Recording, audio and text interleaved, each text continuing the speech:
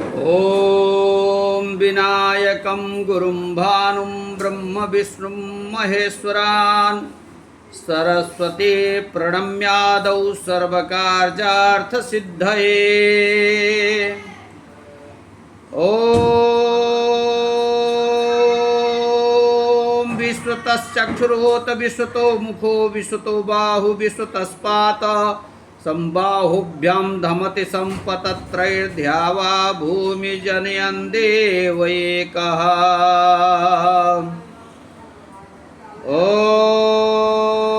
गंगातरंगरमणीय जटाकलापं गौरी निरंतर विभूषित वामभागम् नारायण प्रियमदंगमदापहारं वाराणसीपुरपतिं भज विश्वनाथम्।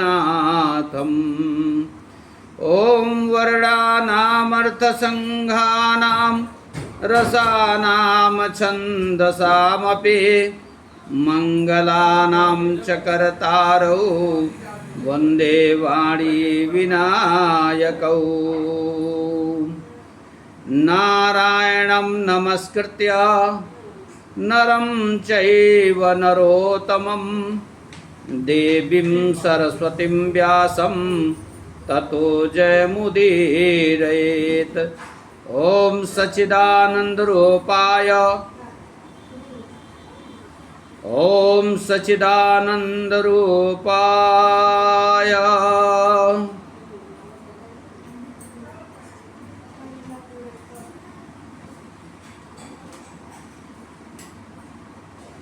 विष्णोत्पत्त्यादिहेतवे तापत्रय विनाशाय श्रीकृष्णाय वयं नुमः।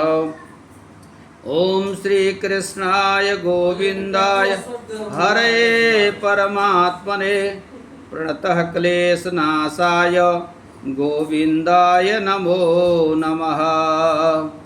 वंदे कृष्णं नारायणं वंदे कृष्णं ब्रजप्रियं वंदे कृष्णं द्वैपायनो वंदे कृष्णं पृथासुतम्। ओम सर्वरूपाय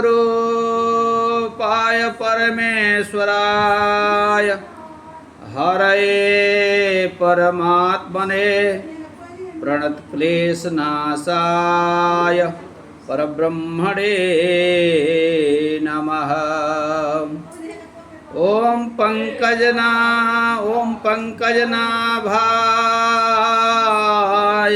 नमः। पंकजनाभाय नमः। पंकजमालिने नमः। पंकजनेत्राय नमः। पंकजांघ्रये नमः। पंकजांघ्रये। ॐ नमो विश्वसिर्जे पूर्वं विश्वं तदनु बिभ्रते अथ विश्वस्य संहर्त्रे तुभ्यं त्रेधाय स्थितात्मने। ओम नमो दिव्यै महादिव्यै शिवायै सततं नमः। नमः प्रकृत्यै भद्राय नियतः प्रणता स्मताम्। ओम जयन्ती मंगला काली भद्रकाली कपालिनी दुर्गा क्षमा शिवा धात्री स्वाहा स्वधा नमोस्तुते। ओम वंदे बोधमयं नित्यं गुरुं शंकररूपिणं यमाश्रितो हि वक्रोऽपि चन्द्रः सर्वत्र वन्द्यते।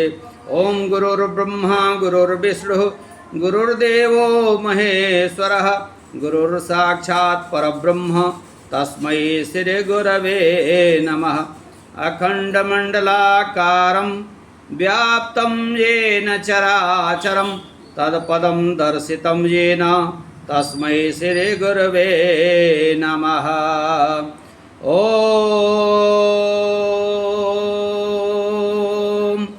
वंशे विभूषित करानवनीरदाभात् पीताम्बरादरुणबिम्बफलाधरोष्ठात् पूर्णेन्दुसुन्दरमुखादरविन्दनेत्रात् कृष्णात् परं किमपि तत्त्वमहं न जाने। बर्हापीडं नटवरवपुः कर्णयोः कर्णिकारं बिभ्रद्वासं कनककपीशं वैजयन्तीं च मालां वेणोरन्ध्रानधरसुधया पुरयन् गोपवृन्दैः बृन्दारण्यं स्वपदरमणं प्राविशत गीतकीर्तिः।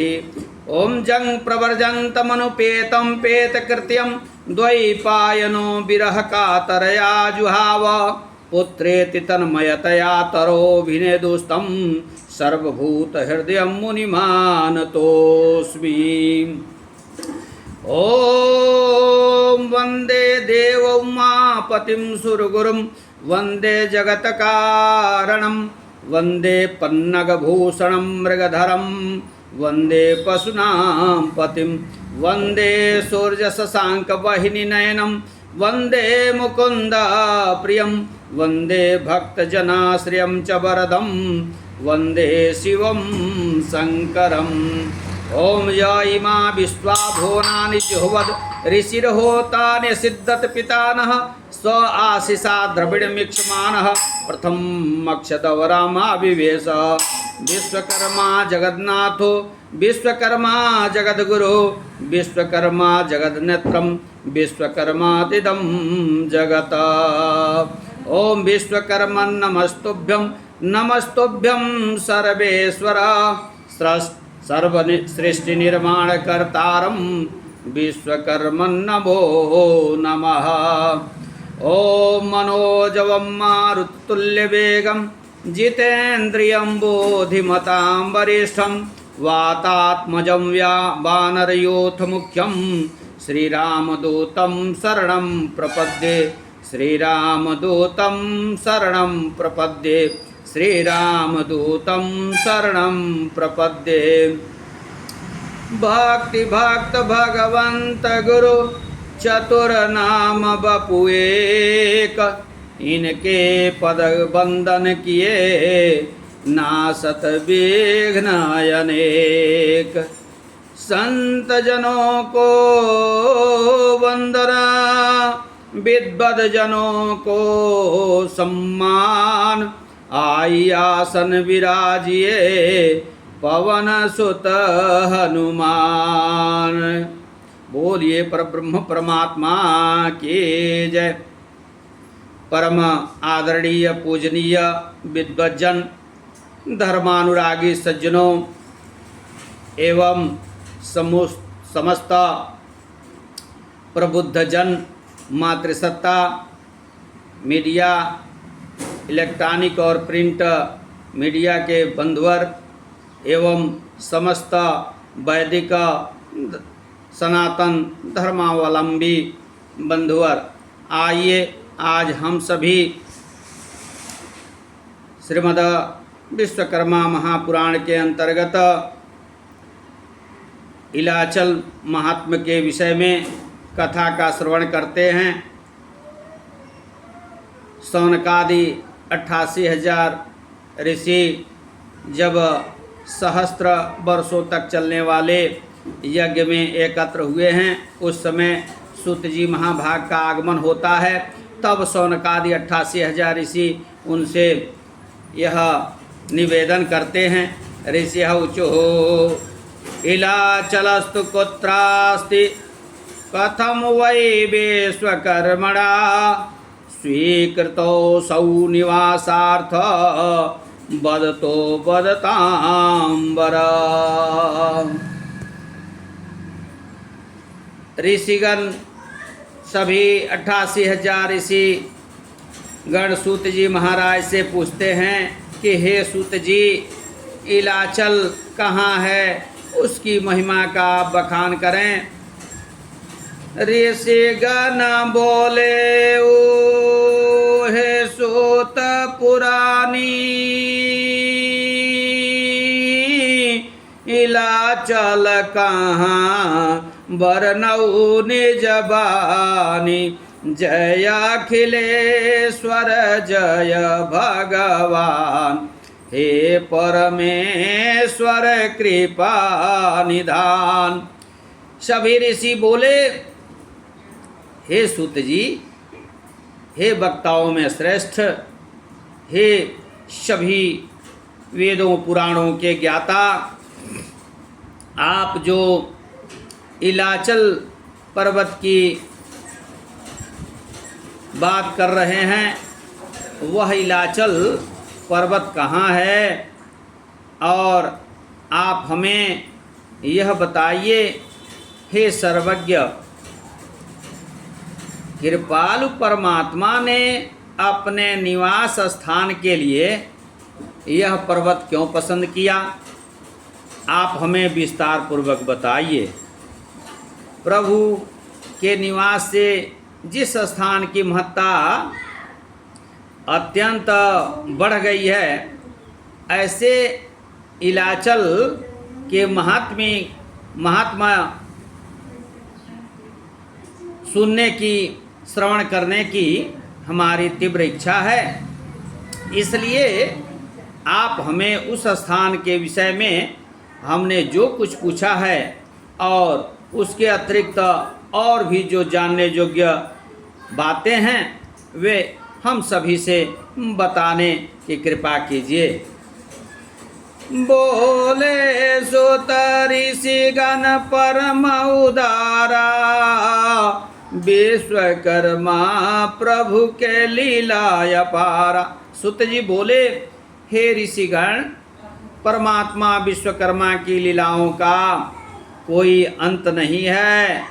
किसी भी मनुष्य ने कितने ही पाप किए हों, यदि वह अंतःकरण से, शुद्धतम अंतरात्मा से प्रभु के चरणों का यदि आश्रय लेता है, तो वह व्यक्ति सभी दुखों और पापों से मुक्त हो जाता है और अनेक उत्तम फल को प्राप्त करता है।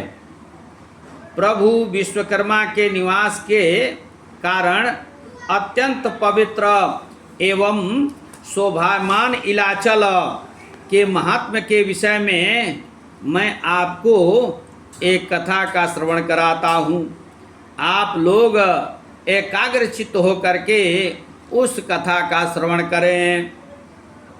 विश्वकर्मा भगवान का वंश पृथ्वी में संपूर्ण धराधाम पर फैला हुआ है, विस्तृत है।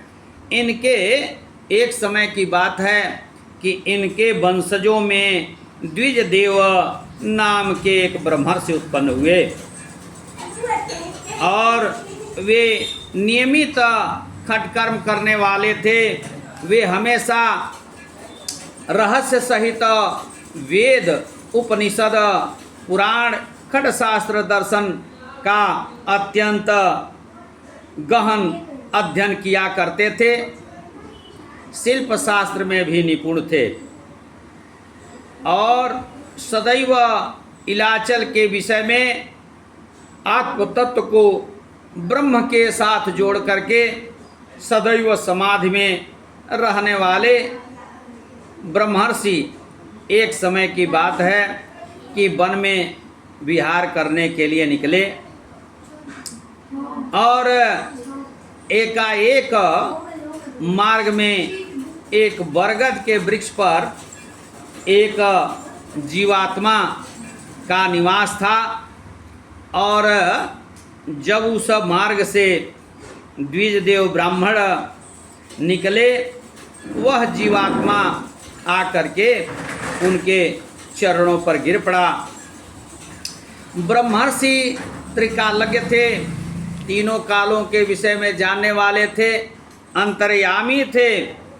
जब उस जीवात्मा ने हाथ जोड़ करके उनसे कहा, निवेदन किया, प्रार्थना किया, विनती किया कि हे श्रेष्ठ, हे सर्वोत्तम ब्राह्मण,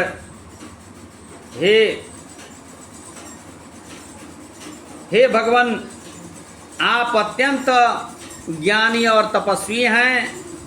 अपने कुकर्मों के फलस्वरूप मैं इस प्रेत जोनि में आ पड़ा हूँ। इस दशा में मुझे अनेक कष्टों का सामना करना पड़ रहा है, अनेक यातनाओं का मैं सहन कर रहा हूँ, जिससे मुझे बहुत कष्ट हो रहा है। मैं बहुत दुखी हूँ और आप जैसे तेजस्वी पुरुष ब्रह्मनिष्ठ ब्राह्मण के अतिरिक्त मेरा कोई उद्धार नहीं कर सकता है, क्योंकि ब्राह्मण में बहुत बड़ी शक्ति होती है, आत्मबल होता है, तप बल होता है, विद्या बल होता है। इसलिए ब्राह्मण सबसे सर्वोत्तम और पूजनीय होता है। मैं बहुत दुखी हूँ और मैं आपकी शरण में आया हूँ, आपके अतिरिक्त मेरा कोई उद्धार नहीं कर सकता है। मैं आपके शरणागत हूँ, इसलिए हे ब्राह्मण देवता, हे देव, मुझे इस प्रेत जोनि से मुक्त कीजिए, इस यातना से मेरी रक्षा कीजिए। प्रेत के इस मृदु वचन को, करुण क्रंदन को सुन करके ब्रह्मर्षि दयाद्र हो गए, उनके अंदर करुणा भर आई। वे मन में विचारने लगे और उसे वे इलाचल चलने को कहे। उन्होंने कहा कि तुम इलाचल चलो, वहाँ प्रभु विश्वकर्मा ने संसार के जीवों के सभी कष्ट दूर करने के लिए विश्व कुंड का निर्माण किया है और उसमें ले जा करके द्विजदेव ब्राह्मण ने उस प्रेत को स्नान कराया और जब उस प्रेत ने विश्व कुंड में स्नान किया तभी वह प्रतत्व से छुटकारा पा गया, उसका प्रतत्व नष्ट हो गया और उत्तम दैवी स्वरूप को धारण करके वह बाहर आ गया।